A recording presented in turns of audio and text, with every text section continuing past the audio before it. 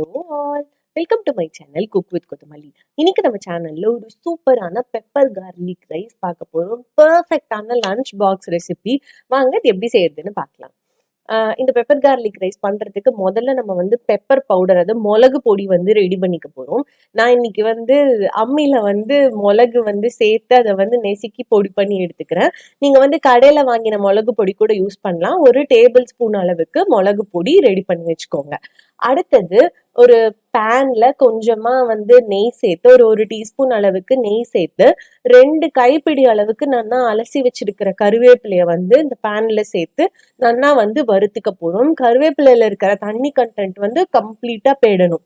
நம்ம விரலால இப்படி நெசுக்கினோம்னா அப்படியே வந்து பொடியா போயிடணும். அந்த அளவுக்கு கருவேப்பிலைய நல்லா வறுத்து எடுத்துக்கோங்க.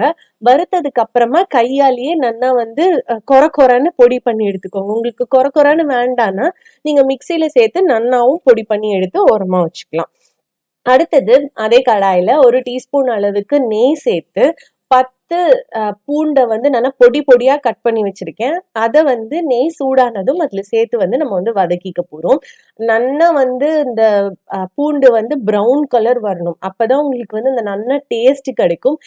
இந்த சாதம் ஆக்சுவலி ரொம்ப ரொம்ப ரொம்ப ரொம்ப ஈஸியான ஒரு ரெசிபி. எனக்கு ரொம்ப ஃபேவரட். ஆனா இது நான் எங்க அம்மா கிட்ட அடிக்கடி கேட்பேன். எனக்கு வந்து ஒரு வாரத்துக்கு ஒரு தடவையாவது இந்த சாதம் வந்து நான் வந்து லஞ்சுக்கு எடுத்துன்னு போவேன். அந்த சாதத்தோட டேஸ்டே வந்து அந்த பூண்டு நல்லா ப்ரௌன் கலர் ஆறுதும் நம்ம வந்து சேர்க்கிறோம் இல்லையா மிளகு பொடி, அதுலயும் தான் வந்து இருக்கு.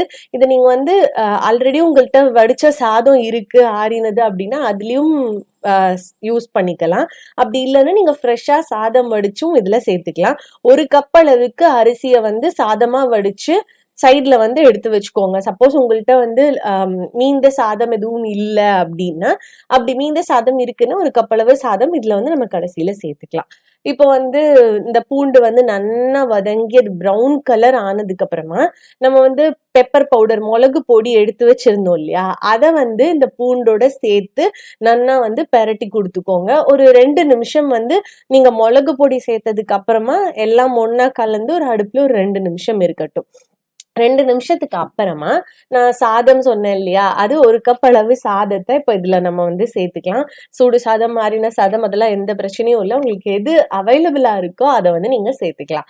சாதம் சேர்த்துன்றதுக்கு அப்புறமா நம்ம வந்து க்ரஷ் பண்ணி வச்சுக்க சொல்லியிருந்தேன் இல்லையா, அந்த கருவேப்பிலை பொடி, அதையும் வந்து சாதத்து கூட சேர்த்துன்ட்டு 1 டீஸ்பூன் அளவுக்கு உப்பு, இந்த சாதத்துக்கு தேவையான உப்பு சேர்த்து எல்லாத்தையும் ஒன்னா சேர்த்து நம்ம கலரி இறக்கினோம்னா ஒரு சூப்பரான பெப்பர் கார்லிக் ரைஸ் வந்து ரெடி. இது ஒரு பெர்ஃபெக்டான லஞ்ச் பாக்ஸ் ரெசிபி.